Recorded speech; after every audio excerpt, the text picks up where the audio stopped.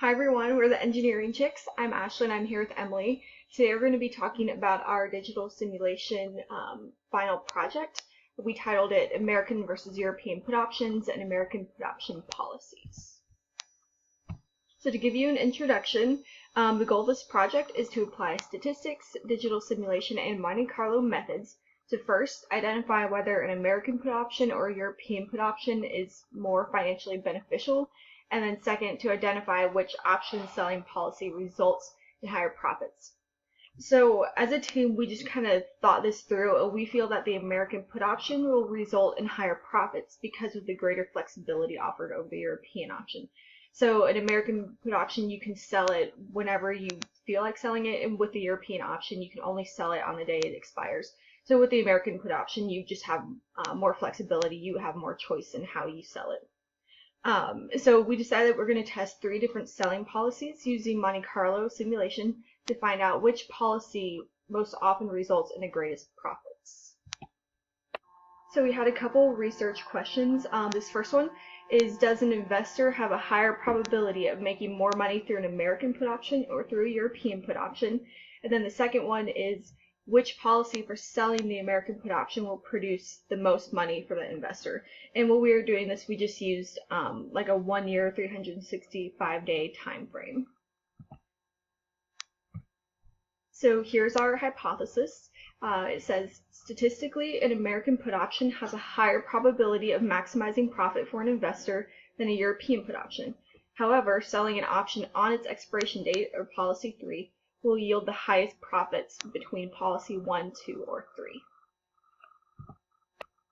So kind of as I talked about earlier, we expect that statistically the American put option will produce a higher probability of making maximum profit for an investor than the European put option, just because you have more flexibility in how you can sell it. We also expect that policy 3 will yield the highest profit out of the 3 policies that the team has created. And we got this from a journal article that states it's better to wait until the expiration date to take action with the option, even though you have the choice to act before. So that was a really interesting article that we found, and we definitely wanted to test that and see if that turned out to be true. So the results here will prove whether our hypothesis is true or not. So the first part that I'm going to explain for our project findings is the American put versus the European put. And so we did find that investors have a higher probability of making more money through an American put option. So if you think about it, there are 365 chances for you to make the greatest amount of money that the option will produce with the American put option. And you're guaranteed the opportunity to make the most money on any one of those days. So you have those 365 chances. But with the European put option, there's only one chance for you to make any money at all. So the probability that the highest amount is going to be on that day is only 0.274%. So that's not even like the decimal value, that's the percentage. So it's a super low percentage that you'll actually be making the most on that day, statistically. But this does go along with what we found in the hypothesis that we stated and what we expected would happen. But it was really interesting to go into the next part of it and kind of prove this out and see what policy was the best. And that's where we focused most of this project on. This was just setting up, saying, yes, the American put, you have a higher probability of selling out on a day that has the highest max profit that the option will reach. So just a refresher on our policies before I go into the code. Policy 1 stated that if the option price increases more than 25% of the original investment value, then you sell the option. And so this again is like the play it safe investor. They want to make some money, and then they see that they do make some money, and so they're going to sell out before they risk losing it all. And then policy 2 states that if the option price decreases more than 10% from the highest value it has reached, you're going to sell the option. So this kind of conveys a scared investor. They've seen that they're starting to lose money, and they want to sell the option to avoid losing any more than they already have. And then policy 3 is just to sell the option on the expiration date of the option. So with ours, it's that last day of the year. And this conveys an investor who wants to give the option as much time to let the option ride out and see how much money they can make out of it. And this lines up with European put option methods. So it was really interesting to see how this all played out when we actually simulated it. So here's the Policy 1 code. It was pretty simple. So we ran it for, it ended up being 364 days with starting at an increment of 2, but it still encompasses, it represents a year. And so we're just, right here, we're generating a standard normal random variate. This is, S is producing the Brownian motion values for the stock market. We read that geometric Brownian motion produces really nice stock market values and simulates it well. So that's how we simulated what the stock market would do with your option. And then here's our actual policy with this if statement. So we're saying that if the policy on that day is greater than or equal to the 0.25, with 25% of the investment plus the investment. So if it grows 25%, then it's going to be sold.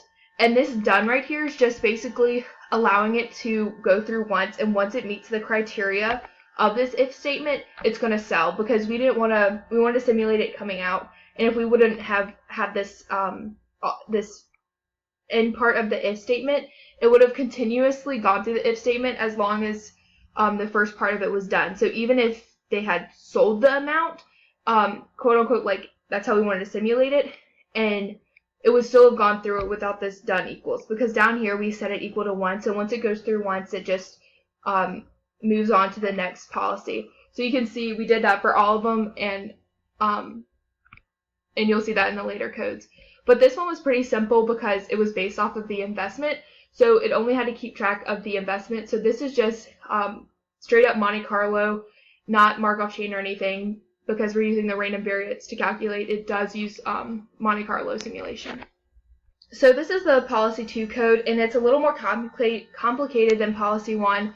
We're doing the same thing using the geometric Brownian motion to calculate the stock market, and we're using a random variate generator, and we're also running it for the same amount of times, pretty much equivalent to a year. But here we have a current placement. So this is when it goes through. This is the current value it's at.